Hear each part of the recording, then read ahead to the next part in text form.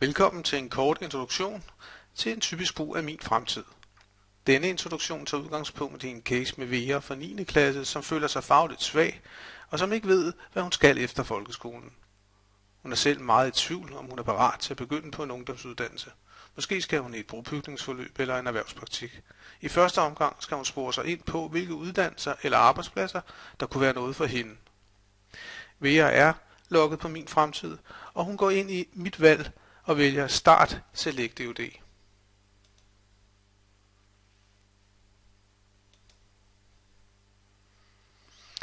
I Select EUD bliver hun præsenteret for i alt 84 fotokvartetter, som hun skal svare positivt eller negativt til. Fotokvartetterne handler hver især om arbejdssituationer inden for forskellige EUD-indgange. Vera skal helst ikke bruge ret meget tid til at tænke over hver kvartet, men i stedet prøve at lade sig styre af sit umiddelbare indtryk af det, hun ser på billederne. Vera går i gang.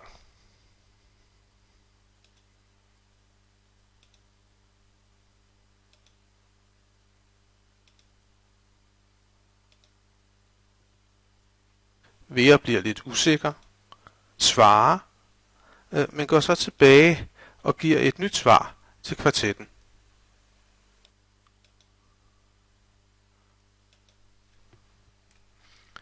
Nu har Vera forholdt sig til alle 84 fotokvartetter, og hun står på resultattiden til Select EUD. Der er mange ting, som Vera ikke er interesseret i, men der er dog et ret tydeligt mønster, der viser, at det er i indgangene sundhed, omsorg og pædagogik samt krop og stil, at Veras interesser ligger. Vera klikker på den højst placerede indgang, sundhed, omsorg og pædagogik, for at gå ind og se nærmere på nogle af de job, man kan få, hvis man tager en uddannelse inden for den indgang. Hun ser først på jobbet assistent i hjemmeplejen. Hun klikker på fotoet, og den billedserie, hun ser, ja, den ligner noget, hun godt kunne tænke sig.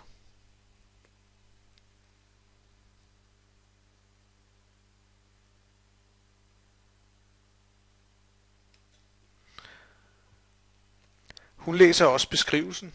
Den er kort og ikke så svær at læse, og eksemplerne på typiske arbejdssituationer tiltaler hende. Hun ser også på uddannelsen, social- og sundhedsuddannelsen.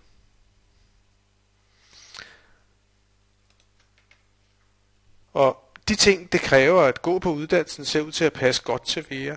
Og undervisningsfagene, de lyder spændende, når man ser dem i sammenhæng med et job som assistent i hjemmeplejen. Det er også en god ting, at man kan afslutte trin 1 af uddannelsen allerede efter 1 år og 7 måneder.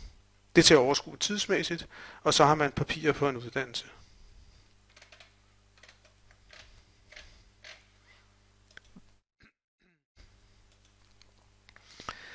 Vera ser også på andre af jobbene inden for indgangen. For eksempel på tandklinikassistent.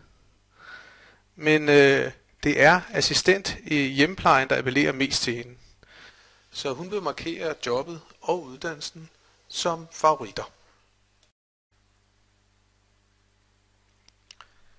Hun markerer jobbet assistent i hjemmeplejen, klikker på ikonet og får et hjerte. Og hun går ind på uddannelsen, social- og sundhedsuddannelsen, klikker på ikonet og får et hjerte. Vera er stadig usikker på, om det er en god idé at starte med det samme efter 9. eller måske 10. klasse. Så hun går ind på menupunktet uddannelser og klikker på uddannelsessystemet for at se, om der skulle være andre muligheder end en erhvervsuddannelse. Her klikker hun på anden uddannelse under ungdomsuddannelser. Og her kan hun se, at der findes muligheder, som ikke er en erhvervsuddannelse, for eksempel EGU og produktionsskoler. Det vil hun tale nærmere med sin vejleder om, så hun markerer anden ungdomsuddannelse som favorit. Så hun kan huske at komme til at tale om de muligheder til mødet. Nu føler Vera, at der trods alt er noget konkret at tage fat i, når hun skal mødes med sin vejleder. Og inden hun logger ud af min fremtid, sender hun under send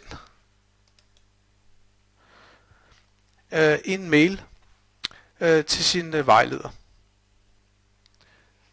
Den skal indeholde rapporten over hendes arbejde med hendes favoritter og resultatet af hendes Select EUD.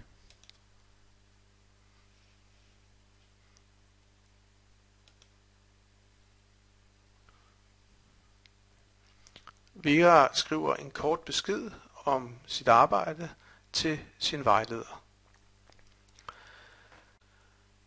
Vera sender mailen med sit Select EUD resultat, sine favoritter og den korte besked til sin vejleder. Så har de begge noget at forholde sig til og er velforberedte, når de skal mødes. Tak fordi du fulgte denne korte gennemgang af et muligt Min Fremtid forløb.